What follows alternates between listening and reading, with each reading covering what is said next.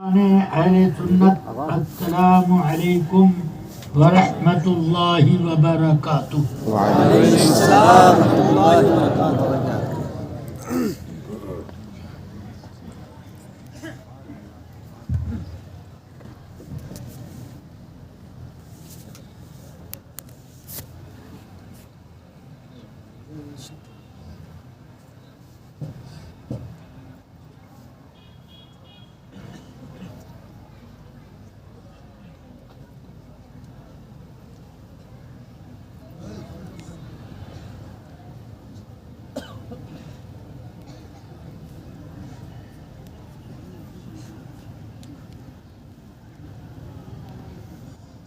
الحمد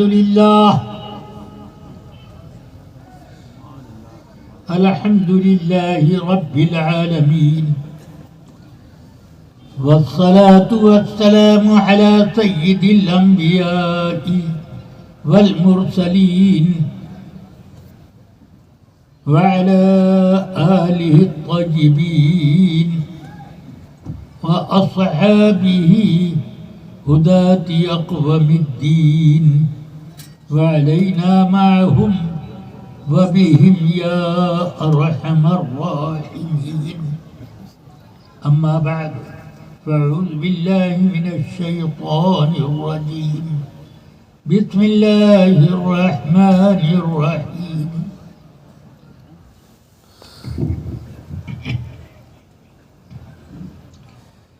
إنا عرضنا الأمانة على السماوات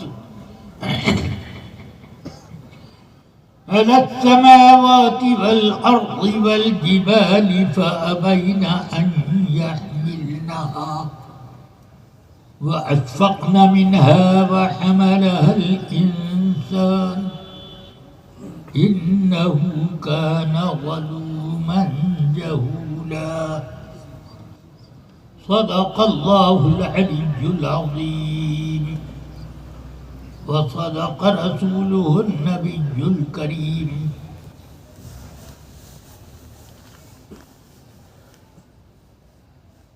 ایک بار آپ تمام حضرات دل کی گہرائیوں سے آقا کائنات سیدنا محمد الرسول اللہ صلی اللہ علیہ وسلم کی بارگاہ بیکس پناہ میں نذرانے درود و سلام پیش کرنے کی سعادت حاصل کریں. اللہم صلی علی سیدنا و مولانا محمد معدن الجود والکرم وعلی آلہ و صحبہ وبارک وسلم. سفر در سفر اے پسر خوب تر، یہی وقت اس طرح سے گزر رہا ہے. اللہ تبارک و تعالی ان تمام سفروں کو سفر آخرت آسان کرنے کا ذریعہ بنا دے. رفیقان گرامی، بخاری شریف کتاب العلم سے ایک حدیث میں سناتا ہوں. رسول اکرم سید عالم صلی اللہ علیہ وسلم اپنے صحابہ کے ساتھ مسجد شریف میں بیٹھ کر کچھ گفتگو فرما رہے تھے اور اپنی نورانی حدیثوں سے لوگوں کے دلوں کو منور فرما رہے تھے.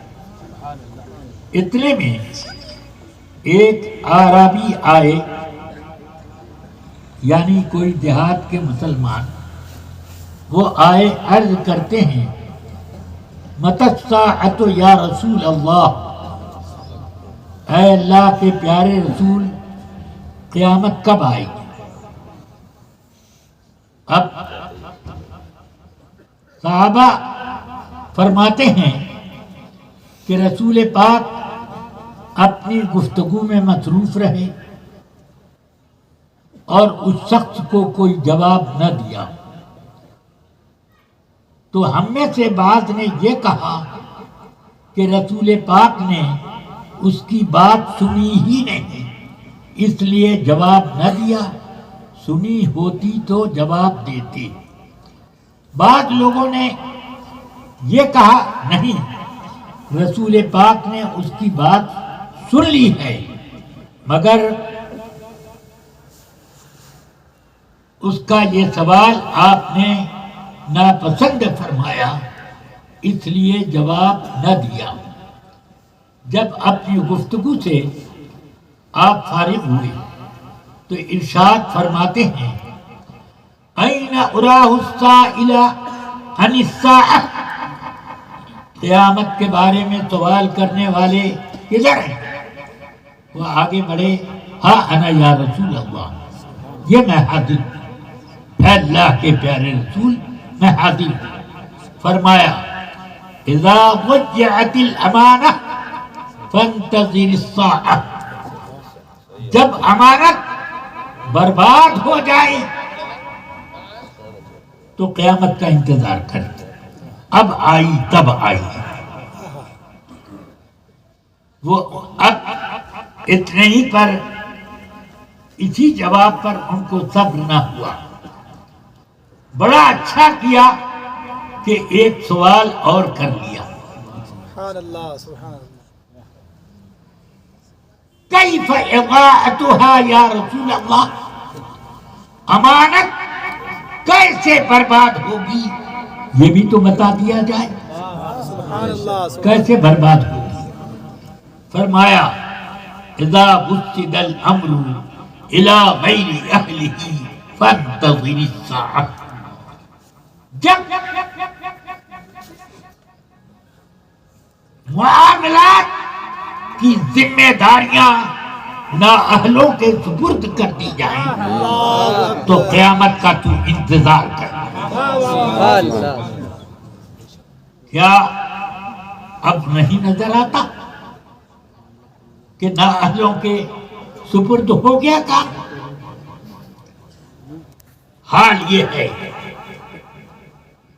کہ ایک باپ، اس کے پاس اس کے بیٹے بیٹیاں امانت، اللہ کی امانت۔ کوئی بتا سکتا ہے کہ اپنے بچوں کی اس نے دینی تربیت، اللہ کے احکام کا پابند بنانے کی کوشش کی ہو؟ اب ہر گھر کا جائزہ لیجیے، باستثناء چند گھروں کے یہی نظر آئے گا کہ لوگوں نے اپنے بچوں کو غلط کاموں میں حمایت شروع کر دی، یہ نہیں کہ ان کی صحیح تربیت کرتے۔ کیا آپ نہیں دیکھتے کہ بچوں میں لڑائی ہو جاتی ہے، دونوں کے باپ کھڑے ہو جاتے ہیں، تیرے بیٹے نے غلطی کی، وہ کہتے ہیں نہیں تیرے بیٹے نے غلطی کی۔ کوئی یہ نہیں کہتا کہ ہاں تو نے، اے بیٹے تو نے کیوں ایسا کیا؟ کہ تو پہلے اس نے گالی دی تھی، کہ پہلے اس نے گالی دی تھی تو تو نے صبر کیوں نہ کیا؟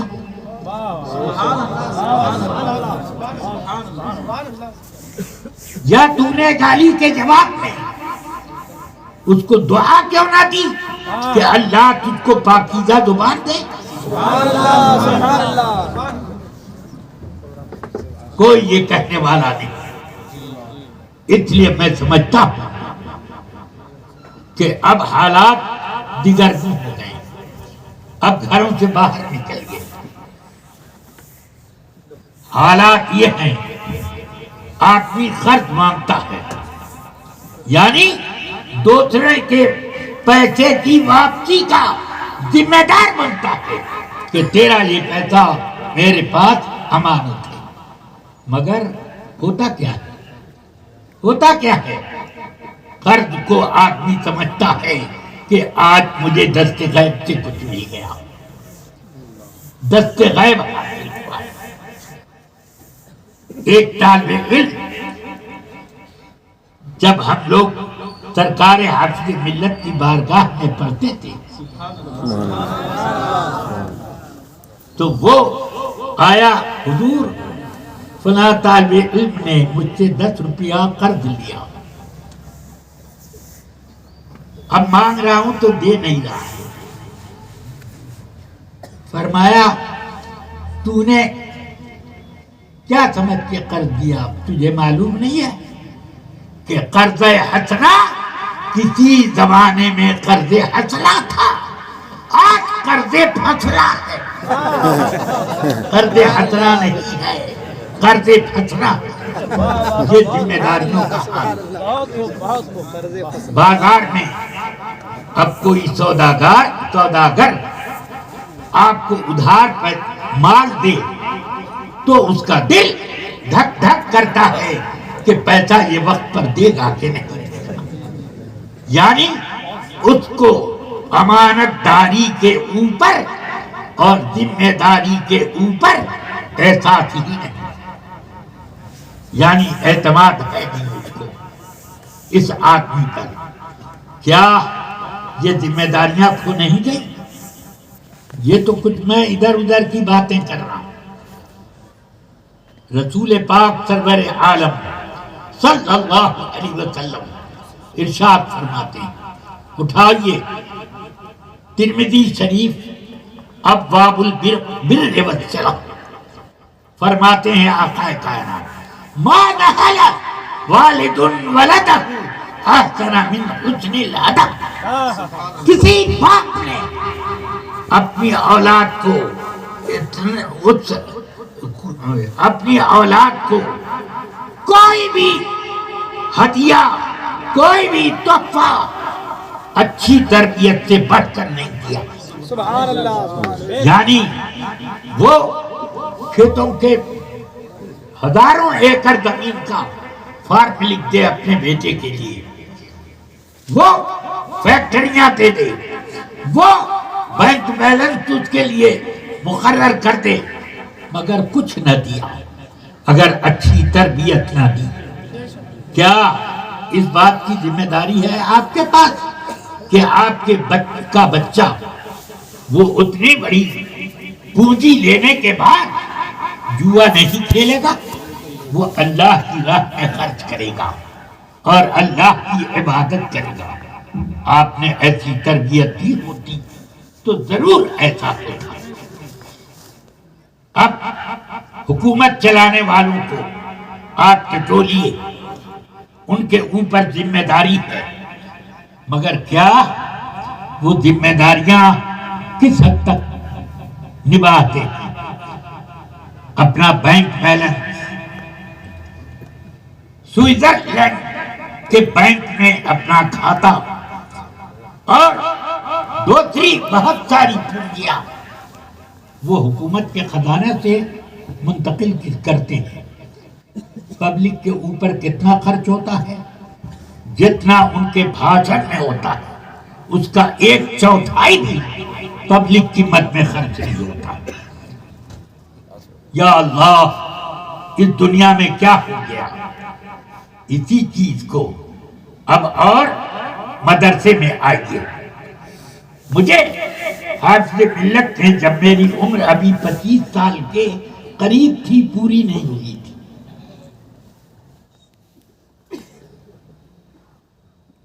شیخ الحدیث بنا کر ایک بڑے مدرسے میں بھیجنے کے لیے طلب کیا۔ مجھ سے فرمایا ایک خط دکھایا، دیکھ لیجئے۔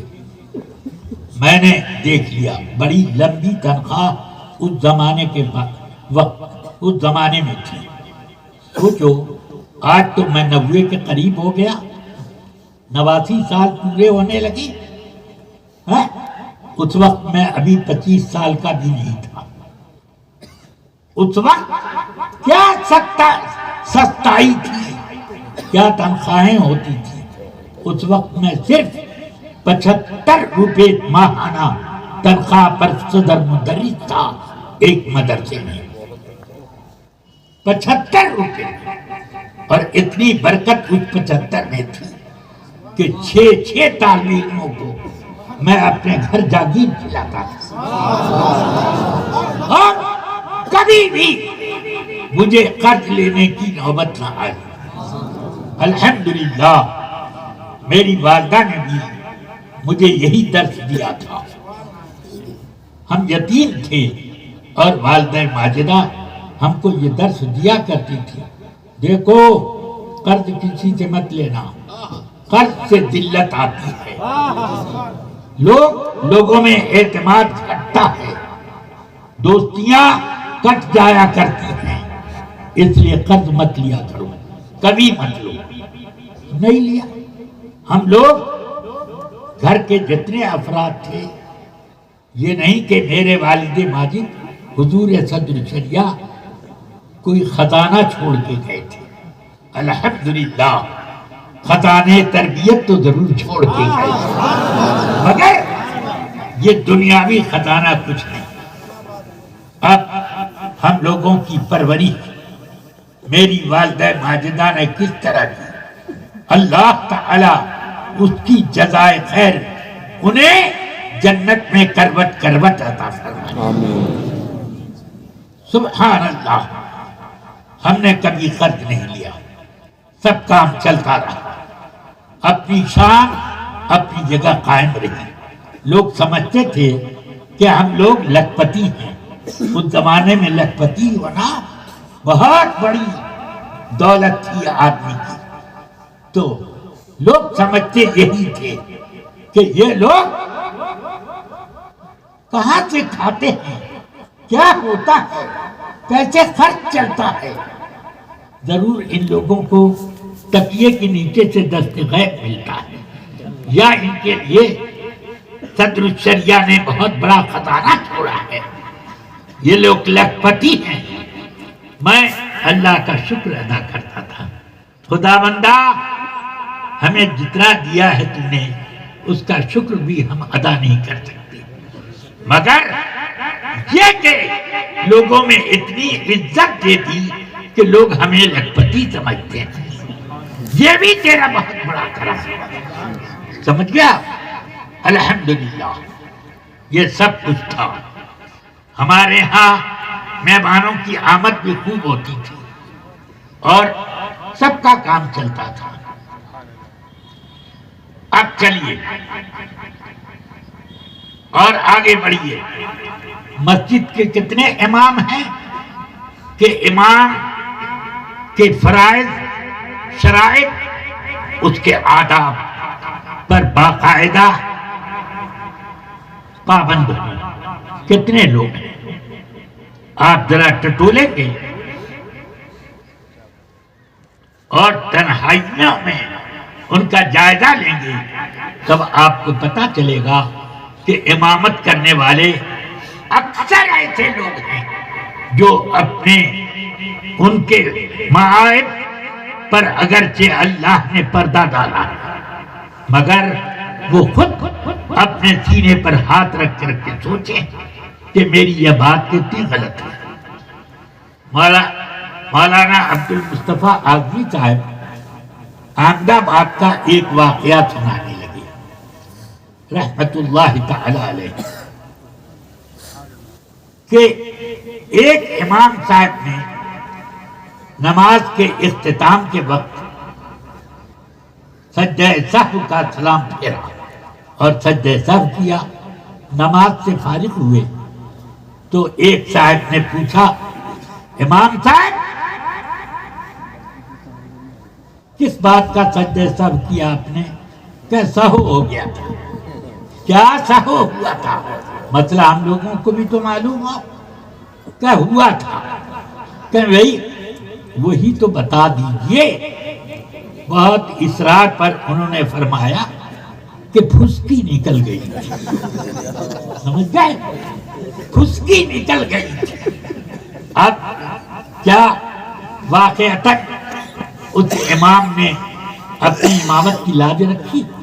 پھسکی نکل گئی، فوراً وضو کے لیے جاتا، کسی کو اپنا نائب کھڑا کر دیتا۔ یہ سب مسئلے نہیں تھے، بہرحال ایسے کتنے مسائل ہوا کرتے ہیں۔ تو میں یہ کہہ رہا تھا،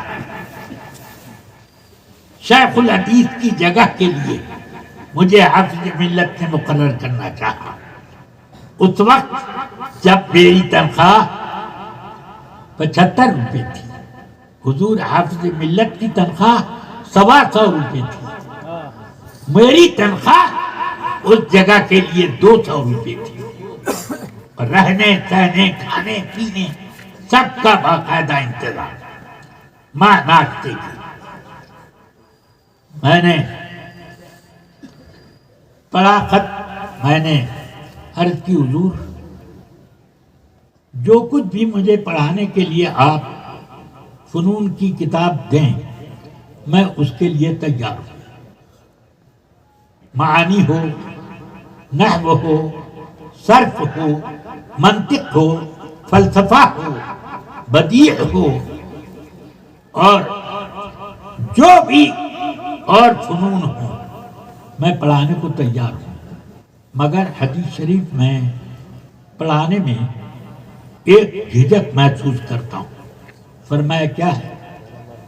میں نے کہا اگر مجھ سے ایک معمولی غلطی حدیث کے بیان میں ہو گئی تو میں نہ دنیا کا رہوں گا نہ آخرت کا، مجھ سے یہ کام نہیں ہو سکے گا۔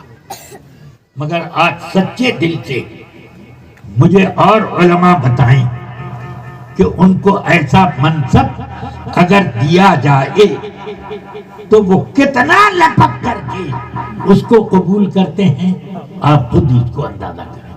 میں جانتا کہ کتنے ایسے لوگ شیخ الحدیث ہیں جن کو حدیث پڑھانا تو الگ بات ہے، اصول حدیث کی کتاب بھی پڑھانا مشکل ہے، یہ حال ہے۔ بہرحال تو فرمایا اس کا مطلب یہ ہے کہ ہم جو اس کام کے لیے آج کی طرف نظر دوڑائی یہ ہماری بے وقوفی تھی۔ معاذ اللہ، میرے دل میں اس طرح کی کوئی بات بھی نہیں، اور میری گردن اتنی جھک گئی کہ معلوم ہوتا تھا کہ اب زمین میں چلا جاؤں۔ تو آپ نے ایک طالب علم کو بلایا، جاؤ حضرت مولانا عبد الرؤوف صاحب کو بلا کے لے آؤ۔ وہ تشریف لائے، وہ بھی میرے بہت پاک باز بلند قامت علم کے میدان کی جلالت وہ تھے۔ وہ آئے، فرمایا ان کے سامنے وہ پیشکش میں نے کی جس سے میں نے آپ کا مشورہ لیا، تو کیا ہوا؟ کہتے ہیں یہ معذرت کر رہے ہیں کہ مجھ سے یہ کام نہ ہو پائے گا۔ فرمایا حضور اس سے اچھا پڑھانے والا کون ملے گا؟ کیوں نہیں مانتا؟ اب میری طرف مخاطب ہوئے، کیوں نہیں قبول کرتا؟ ڈانٹنے لگے مجھے بہت، میں چپ چاپ بیٹھا رہا۔ تو حضور آپ سے ملت بتانے لگے کہ فرماتے ہیں یہ ان کی تواضع ہے جو یہ معذرت کر رہے ہیں۔ فرمایا کہ حضور بالکل تواضع سے بھی آگے کچھ ہے، اس کو قبول کر لینا چاہیے۔ قبول کر لے مولانا عبد الرؤوف صاحب، قبول کر، ڈانٹ کے دو۔ میں نے کہا ایک شرط ہے۔ ڈانٹ کے فرماتے ہیں کیا شرط ہے؟ کیا شرط ورت؟ میں نے کہا کہ حضرت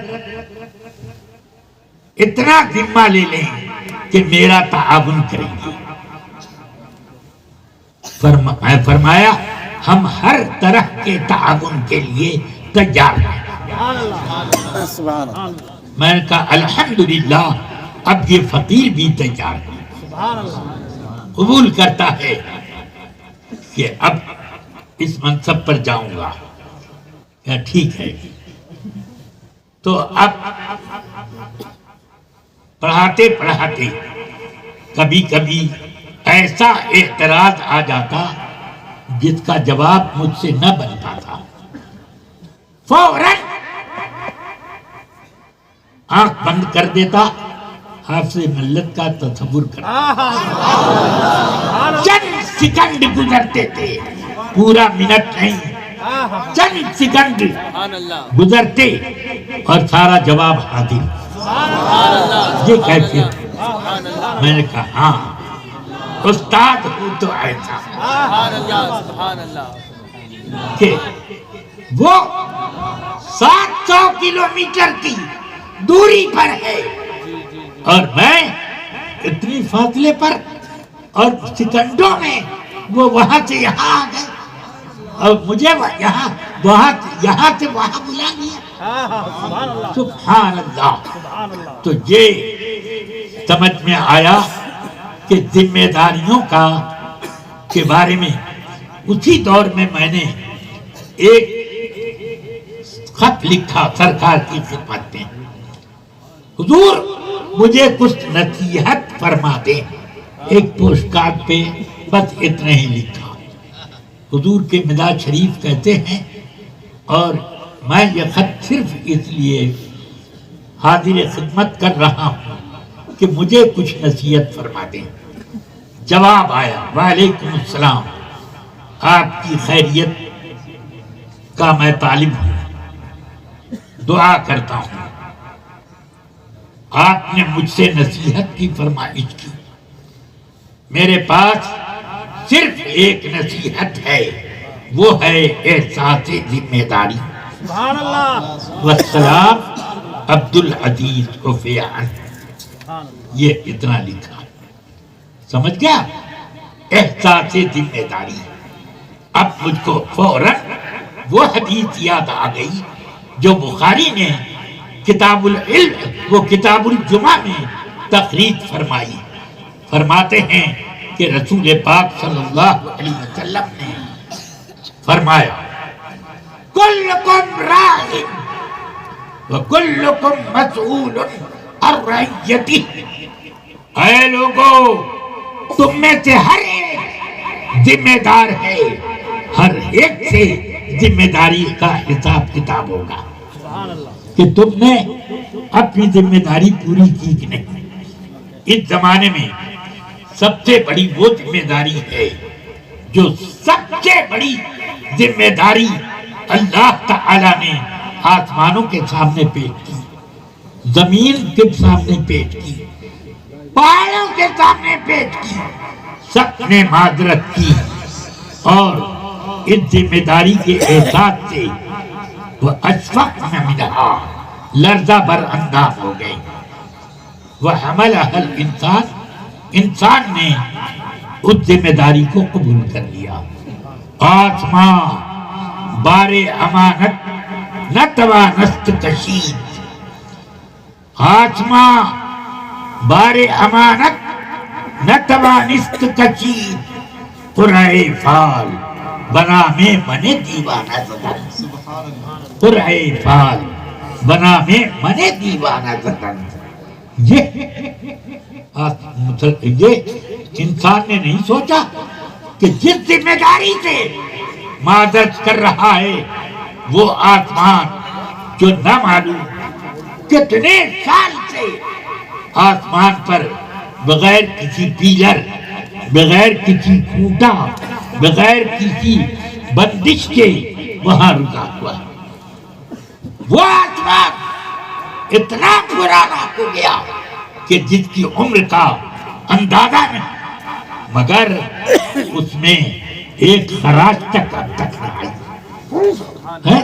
ہم مضبوط سے مضبوط بلڈنگ بنوائیں، اور قوم عاد نے بڑے بڑے محلات تعمیر کیے، ارم ذات العماد، ہاں الذین جابوا الصخر بالواد، یہ کیسے کیسے بنائے، سب زمین کا پابند ہو گئے، مگر یہ آسمان ہے، ایک کریچنگ نہیں آئی، رنگ میں ایک تبدیلی نہ آئی، جیسا چمچما رہا تھا اپنی پیدائش کے وقت آج ویسے ہی ہے۔ اس کی قوت، اس کی گیرائی کا کوئی حساب نہیں لگا سکتا، مگر وہ بھی کانپنے لگا، زلزلہ آ گیا، اور یہ انسان چیپدی کا شوربہ ہے۔ وہ زمین کہ سبحان اللہ، یہ زمین طرح طرح کے پتھر اپنے سینے سے نکال کے دیتی ہے۔ ہیرا کہاں سے آتا ہے؟ روبی اور یاقوت کہاں سے آتا ہے؟ نیلم اور پکھرات کہاں سے آتا ہے؟ یہ اتنے بڑے بڑے قیمتی پتھر یہ کہاں سے آتا ہے؟ پیٹرولیم۔ بتاؤ یہ گیس کہاں سے، سوئی گیس کہاں سے آئی، اور دوسری گیسیں یہ کہاں سے پیدا؟ اسی زمین میں سے۔ پھر آم کس نے پیدا کیا؟ سیب کس نے پیدا کیا؟ نیم کا درخت کس نے اگایا؟ ببول کس نے پھیلائی؟ یہ سب اس طرح دیکھتے جاؤ۔ آپ اس زمین کو، اس زمین کی مٹی کو وہ نہیں سمجھ سکا جس نے کہا خلقتنی من نار وخلقتہ من طین، میں مٹی سے پیدا ہوئے آدم کو سجدہ کروں، مجھے آگ سے پیدا کیا جو روشن ہے، چمکدار ہے، اس سے پیدا کیا۔ میں اس کالی کالی مٹی سے پیدا شدہ اس کے لیے سجدہ کروں۔ مگر اس نے نہ دیکھا کہ اس زمین میں کیا ہے اور آگ میں کیا ہے۔ آگ بستی میں جو لگ جائے تو قیامت کہیے، اور دل میں جو لگ جائے تو محبت کہیے۔ یہ آگ ہے، یہ آگ ہے، سبحان اللہ۔ اگر لگتی ہے تو تباہی مچا دیتی ہے، مگر ذرا مٹی کو دیکھو۔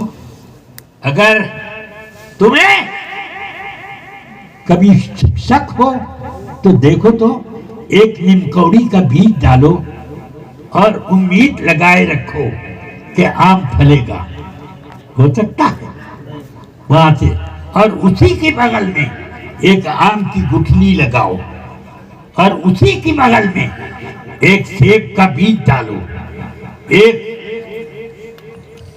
ایک لیموں کا بیج ڈالو، سب ایک جگہ میں، تھوڑی سی جگہ میں آپ نے یہ سب لگایا۔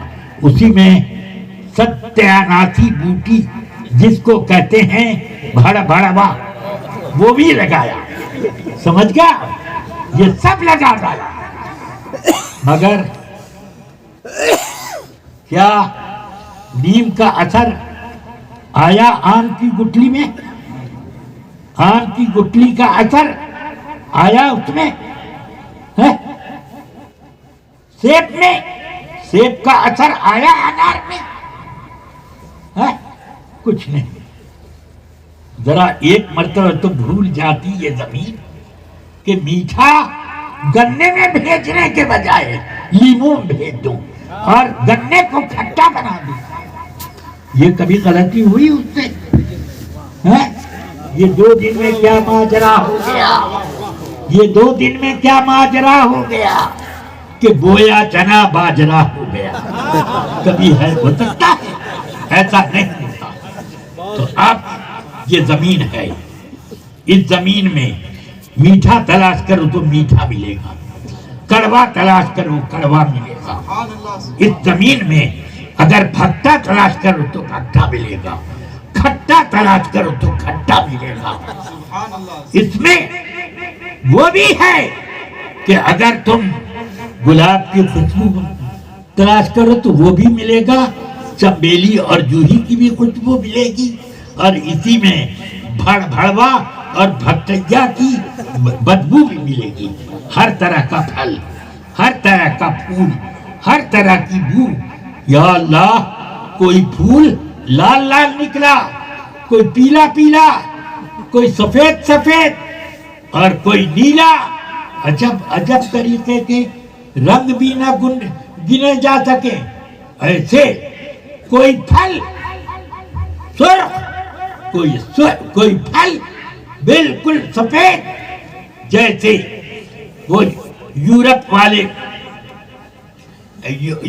والے بیگن کہ وہ بالکل سفید، اور ہندوستان کا بیگن بالکل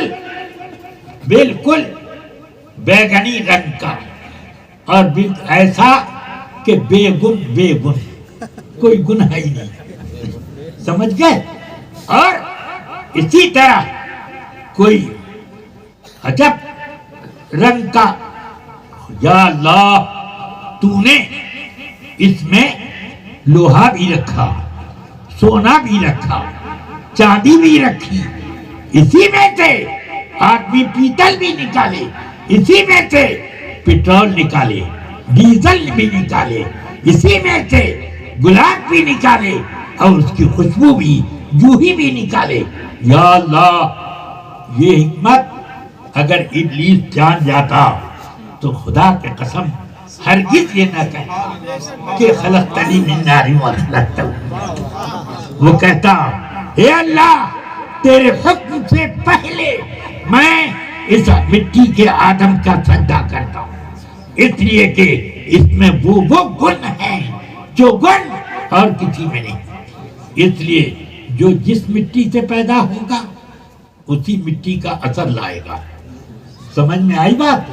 اب اسی مٹی سے پیدا کیے ہوئے انسان کو اللہ نے ذمہ داریاں سپرد کر دی۔ سب سے پہلی ذمہ داری ایمان کی رکھی۔ سمجھ میں آئی بات؟ اب ایمان کے بارے میں دو گروپ ہو گئے، ایک منافقین، ایک مشرکین۔ ملحدین اور وہ لوگ جن کو دہریہ کہتے ہیں، میں ان کو کوئی الگ قسم نہیں جانتا، وہ مشرک ہیں، پہلے مشرک وہ ہیں، کیونکہ وہ اپنے آپ کو خدا کا شریک ٹھہراتے ہیں۔ ہاں، وہ سمجھتے ہیں ہمارا کوئی خالق نہیں ہے، ہم خود پیدا ہوئے۔ سمجھ گئے؟ تو دو ہی گروپ ہیں، ایک منافق، ایک مشرک، جنہوں نے امانت میں خیانت کی، اور سب سے بڑی خیانت منافق نے کی۔ اس لیے اللہ فرماتا ہے یہ امانت ہم نے انسان کو کیوں دی؟ لِيُعَذِّبَ اللَّهُ الْمُنَافِقِينَ وَالْمُنَافِقَاتِ وَالْمُشْرِكِينَ وَالْمُشْرِكَاتِ۔ کیوں دی؟ تاکہ وہ عذاب دے منافقین اور منافقات کو، اور تاکہ وہ عذاب دے مشرکین اور مشرکات کو۔ اب میں پوچھنا چاہتا ہوں آپ سے کہ منافقین کا نام پہلے کیوں لیا گیا، مشرکین کا بعد میں کیوں؟ بتائیے۔ اس کا مطلب ہے سب سے بڑا غدار امانت کا منافق ہے، اس لیے اس کو فرمایا قرآن حکیم میں اللہ نے ان المنافقین لفی الدرک الاسفل من النار، منافقین جہنم کے سب سے نچلے طبقے میں ڈالے گئے۔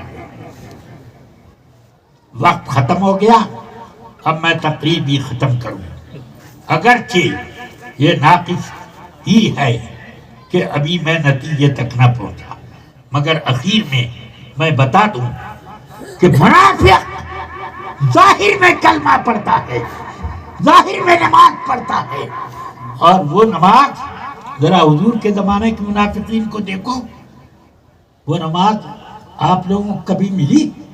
رسول پاک کی اقتداء میں پڑھتے تھے، وہ اقتداء آپ کو خواب میں بھی نہیں ملی کہ رسول پاک کی اقتداء میں ہم ظاہر میں نہیں خواب میں نماز پڑھیں، ایسا بھی نہ ہوا، مگر وہ منافقین پڑھتے تھے حضور کی اقتداء میں، حضور کی مجلس میں بیٹھتے، مگر کیا ہوا؟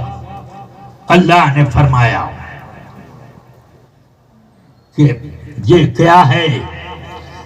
وَمِنَ النَّاسِ مَن يَقُولُ آمَنَّا بِاللَّهِ وَبِالْيَوْمِ الْآخِرِ وَمَا هُمْ بِمُؤْمِنِينَ۔ لوگوں میں سے یہ منافقین کون ہیں؟ جو کہتے ہیں ہم اللہ پر ایمان رکھتے ہیں، آخرت پر ایمان رکھتے ہیں، اور وہ لوگ کیا ہیں؟ مومن نہیں ہیں۔ وما ہم بمؤمنین۔ ایسا کلمہ پڑھنے والے کو ہم کہہ دیں کہ مومن نہیں ہے یہ، تو لوگ کہیں گے ارے بہت زیادہ یہ کھرچاؤ ہے، مولانا معلوم ہوتے ہیں۔ یہ کیا ہے کہ کلمہ پڑھتا ہے، قبلہ کی طرف نماز پڑھتا ہے، اور ہمارے امام کے پیچھے نماز پڑھتا ہے، پھر بھی یہ مومن نہیں ہے۔ قرآن نے تو انہی نماز پڑھنے والوں کو کہا کہ مومن نہیں، اور ان کے اوصاف کریمہ قرآن پاک میں 13 آیتوں میں بیان فرمائے گئے۔ سمجھ گئے؟ مشرکین کے صرف 2 آیتوں میں، مومنین کے 3 آیتوں میں، اور ان کے 13 آیتوں میں۔ کتنے معائب، ان اللہ علی کل شیء قدیر تک سب آیتیں گن ڈالو تو اب ملے گا۔ تو کیوں یہ پڑھتے تھے کلمہ؟ کیوں پڑھتے تھے؟ اللہ فرماتا ہے یخادعون اللہ والذین آمنوا وما یخدعون الا انفسهم۔ یہ پڑھتے ہیں کیوں؟ اللہ کو دھوکہ دینے کے لیے اور مسلمانوں کو دھوکہ دینے کے لیے۔ یا رب العالمین، مسلمانوں کو دھوکہ دے رہے ہیں، یہ بات تو سمجھ میں آ رہی ہے، مگر تجھے کیسے دھوکہ دے رہے ہیں یہ تو سمجھ میں آنے والی بات نہیں۔ کوئی تجھے دھوکہ تو دے ہی نہیں سکتا۔ ہاں، یوں فرمایا ہوتا یخادعون رسول اللہ والذین آمنوا تو ایک جگہ یہ بات سمجھی جاتی، مگر یخادعون اللہ کیوں کہا؟ تو غیب سے تمہارے دل میں آواز آئے گی، میرے رسول کو دھوکہ دینا اللہ کو دھوکہ دینا، میرا معاملہ اور میرے رسول کا معاملہ الگ الگ ہے۔ سمجھ گئے آپ؟ یہ اور اشارہ یہ بھی دے دیا کہ اللہ کو ان مسلمانوں کو دھوکہ دے رہے ہیں، اللہ کو بھی معلوم ہے، ویسے رسول پاک کو بھی معلوم ہے۔ سمجھ میں آئی بات؟ ہاں، یہ بھی اشارہ ہے۔ بہرحال اب انہی لوگوں سے بچنے کے لیے میں آپ حضرات کو تنبیہ کر رہا ہوں۔ رسول پاک کے زمانے میں ان کا نام منافقین تھا۔ حضرت حذیفۃ الیمان فرماتے ہیں انما النفاق فی زمان رسول کان فی زمان رسول اللہ صلی اللہ علیہ وسلم واما الیوم فالکفر بعد الایمان۔ رسول پاک کے زمانے میں 3 قسمیں تھیں، مسلمان، منافق، کافر، مگر اب منافق کسی کو نہیں بولا جائے گا، مومن یا کافر۔ یہ رسول پاک کے وہ صحابی بول رہے ہیں جن کو صاحب سر رسول اللہ صلی اللہ علیہ وسلم کہا جاتا ہے۔ رسول پاک سے چھپ چھپ کر، اکیلے میں کریت کر بات پوچھا کرتے تھے، اور وہ راز رسول پاک کے اپنے سینے میں جمع کرتے تھے۔ یہ ہیں حضرت حذیفۃ الیمان۔ اللہ تبارک و تعالی نے اب فرماتے ہیں وہ کہ آج ایمان کے بعد نفاق کوئی چیز نہیں ہے، کفر ہے، کفر۔ ان سب پر کفر کا فتویٰ لگے گا جو اللہ کی توہین کریں، رسول اللہ کی توہین کریں، قیامت کو جھٹلائیں، شفاعت کا انکار کریں، وغیرہ وغیرہ، جو کچھ بھی ہے، ان سب اس طرح قرآن کی تکذیب یا قرآن کی آیتوں کو کو کم زائد کہنا یہ سب کفر ہے، کفر، سمجھ گیا؟ اس لیے آپ خوب اچھی طرح سے اس کو سمجھ لیں۔ ہاں، اللہ تعالی مجھے اور آپ کو سب کو صحت ایمان کے ساتھ رکھے، اور وہ صرف مسلک اعلیٰ حضرت میں آپ کو ملے گا۔ اس زمانے میں اگر کسی کو ایمان بچانا ہے تو پھر کہاں بچائے گا؟ حضرت امام احمد رضا کے دامن میں بچائے گا، انہی کی کتابوں سے بچائے گا، انہی کی تعلیمات سے ایمان بچائے گا۔ سونا جنگل، رات اندھیری، چھائی بدلی کالی ہے، مسجد مسجد، جلسہ جلسہ، ڈگر ڈگر، کچھ قبہ جبہ والے اور لال رنگ کا رومال لپیٹے ہوئے یا سفید رنگ کا، ایسے بھی ملیں گے جو خوب قال اللہ قال رسول پڑھیں گے، مگر سونا جنگل، رات اندھیری، چھائی بدلی کالی ہے، سونے والوں جاگتے رہیو، چوروں کی رکھوالی، چوروں کی رکھوالی۔ یہ چور اب ادھر ادھر چاروں طرف پھیل پھیل کر لوگوں کو بہکا رہے ہیں، ان میں عورت بھی ہیں، ان میں مرد بھی ہیں، ان میں ہجڑے بھی ہیں، ان میں طرح طرح کے لوگ۔ اللہ بچائے، اللہ خیر کرے۔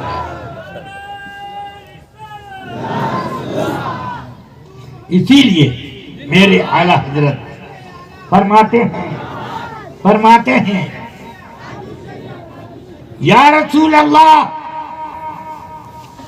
تیرے غلاموں کا نقش قدم ہے راہ خدا، تیرے غلاموں کا نقش قدم ہے راہ خدا، وہ کیا بہت سکے جو یہ سراغ لے کے چلے۔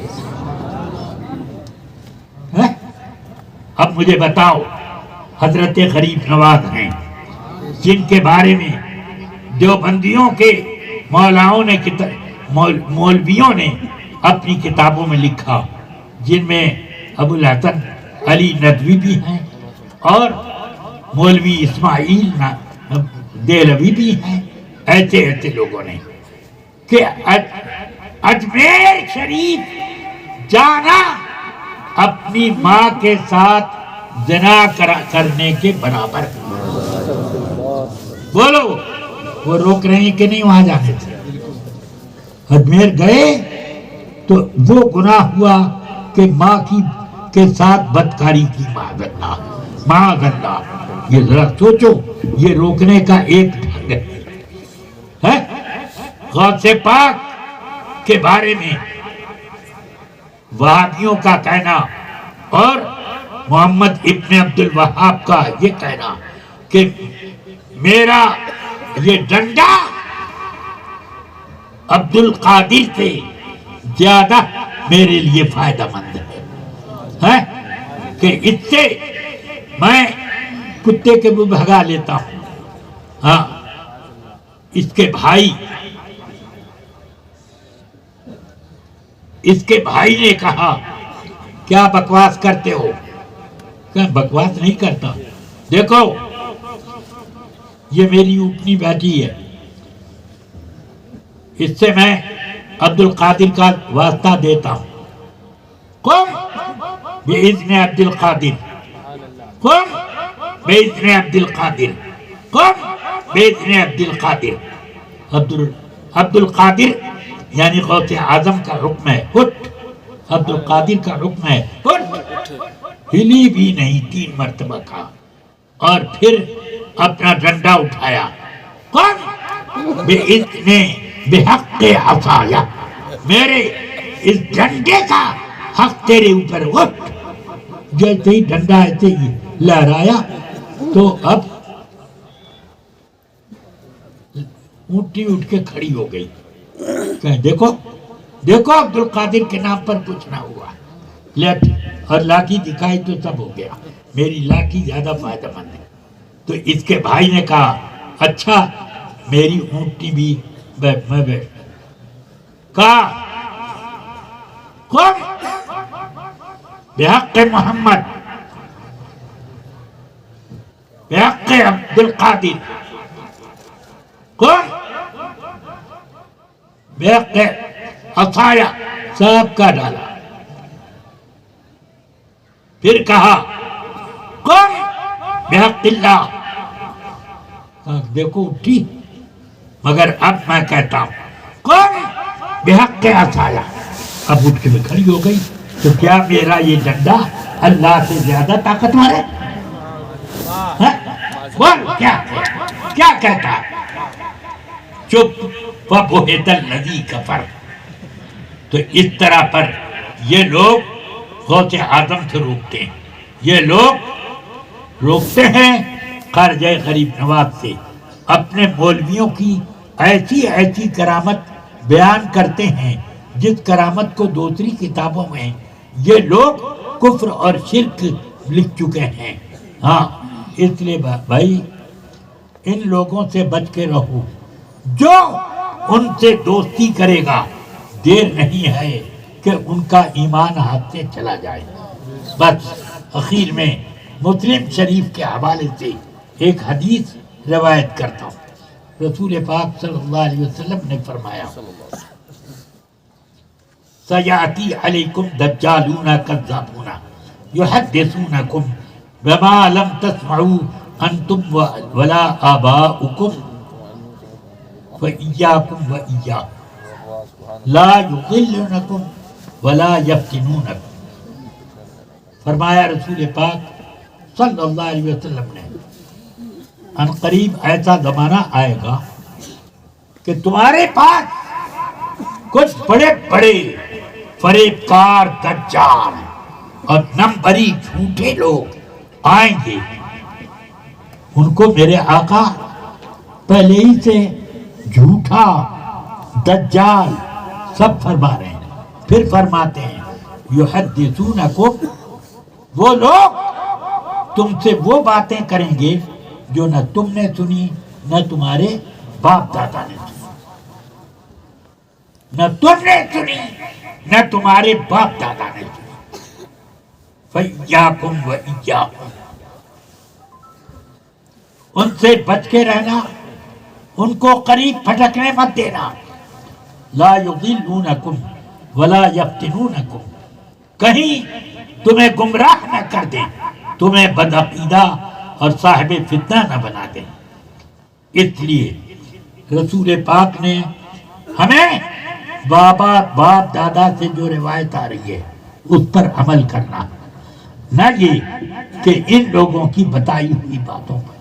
باپ دادا نے ہمیں بتایا کہ تم اپنے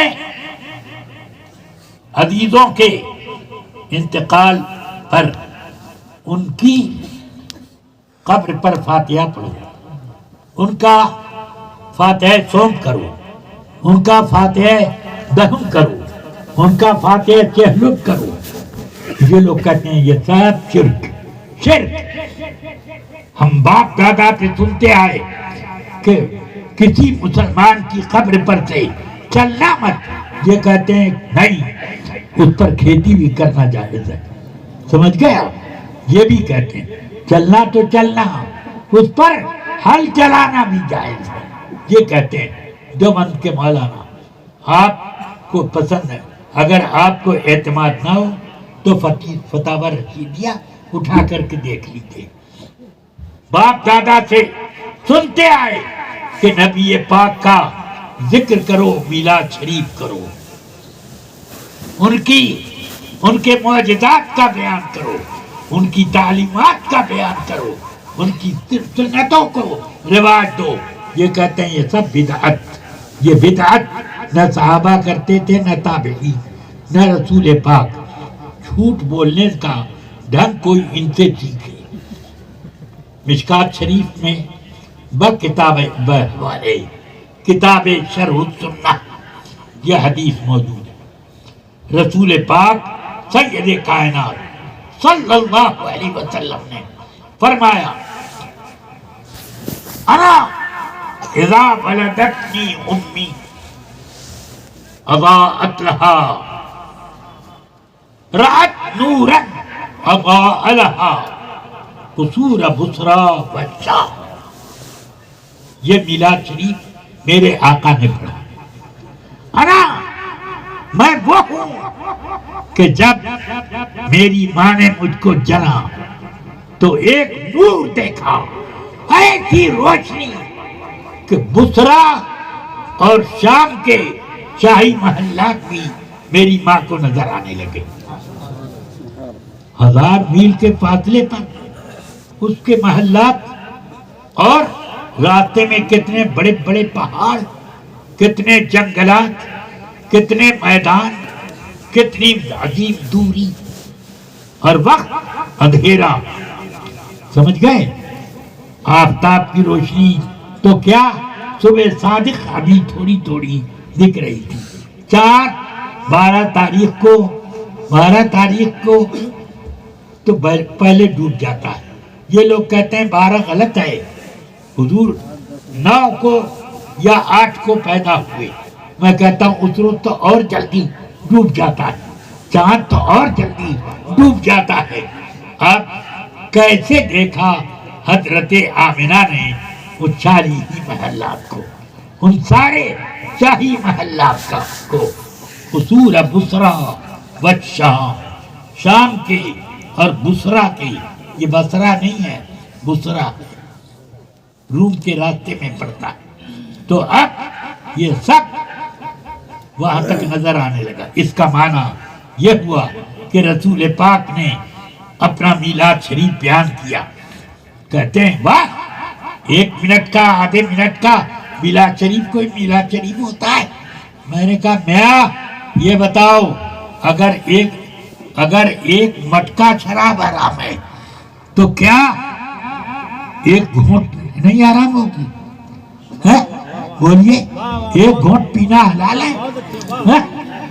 تو یہ جب بدعت اور حرام اور شرک ہے، میلاد 1 منٹ کا ہو کہ آدھے منٹ کا، حرام حرام رہے گا. اگر ایک گھونٹ حلال ہے تو پورا مٹکا بھی حلال ہے، اور اگر ایک مٹکا حرام ہے تو پورا وہ ایک گھونٹ بھی حرام ہے. سمجھ گئے؟ یہ ہمارے باپ دادا کہتے آئے تو اس پر ہم عمل کریں گے. باپ دادا نے یہ کہا کہ قبر میں جنت کی کھڑکیاں کھلتی ہیں اور سوالات ہوتے ہیں. سوالات میں سب سے اہم سوال ما تقول فی ھذا الرجل، ہے اس شخصیت کے بارے میں تم کیا کہتے ہو؟ فیقول، اگر مومن ہوگا تو فرماتے ہیں اما المؤمن ابی الموقن، کہ مومن یا موقن صاحب یقین وہی کیا کہے گا؟ ہوا محمد رسول اللہ جاءنا بالبینات والہدی فآمنا بہ واتبعناہ ہوا محمد ثلاثا. سمجھ گئے؟ بخاری شریف کی حدیث میں نے آپ کو سنا دی. سمجھ گئے؟ تو یہ کتاب العلم میں یہ حدیث موجود ہے کہ پوچھا جائے گا یہ کون ہے تو مومن ہوگا کہ وہ تو محمد ہیں، اللہ کے رسول ہیں، ہمارے پاس معجزات لے کر آئے، ہمارے پاس وہ ہدایت کا خزانہ لے کر آئے، ہم سب ان کے اوپر ایمان لائے اور ہم نے ان کی غلامی کی. ہوا محمد 3 مرتبہ کہے گا، یقولها ثلاثا، یہ 3 مرتبہ. پوچھا 1 مرتبہ، جواب دے گا 3 مرتبہ. شاعر کو لوگ کہیں مکرر ارشاد، تب تو وہ مکرر کرے، مگر یہ خود کہے اور خود مکرر کرے. کتنی لذت اس کہنے والے کو مل رہی. سمجھ گیا؟ بس اب میں یہ کہتا ہوں کہ اعلیٰ حضرت کو مانو، اعلیٰ حضرت کو مانو اور ان کے دامن کے نیچے رہو، جس کے چاہو تم مرید ہو جاؤ، اس میں کوئی پابندی نہیں، جس سے چاہو پڑھ لو، مگر کسی وہابی سے مرید نہ ہونا اور کسی نااہل سے بھی مرید نہ ہونا۔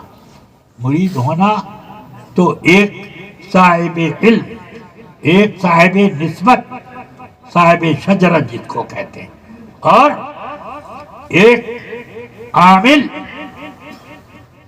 سمجھ گئے، اور رسول پاک صلی اللہ علیہ وسلم تک اس کا شجرہ بیعت ملتا ہو، بالکل کہیں بیچ میں کٹا نہ۔ تو یہ پیر چار شرائط والا جو ہوگا تو وہ پیر ہے، جس سے بھی ہو جاؤ مرید۔ اور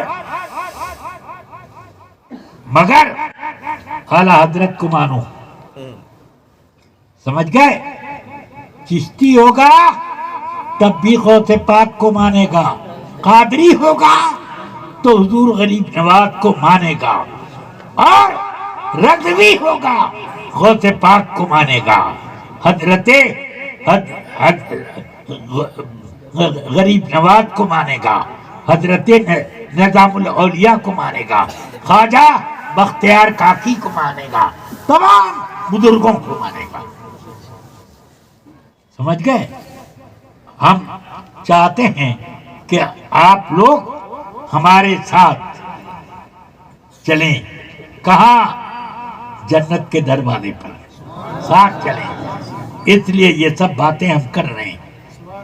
میں اکیلے نہیں جانا چاہتا، میں چاہتا ہوں کہ اعلی حضرت کا زمرہ لے کر بھی چلوں، ہاں اسی گروہ میں میں چلوں، تو آپ بھی اسی گروہ میں آ جائیے۔ صلی اللہ تعالی وسلم وبارک علی سیدنا و مولانا محمد و آلہ و صحبہ اجمعین وبارک وسلم ابدا۔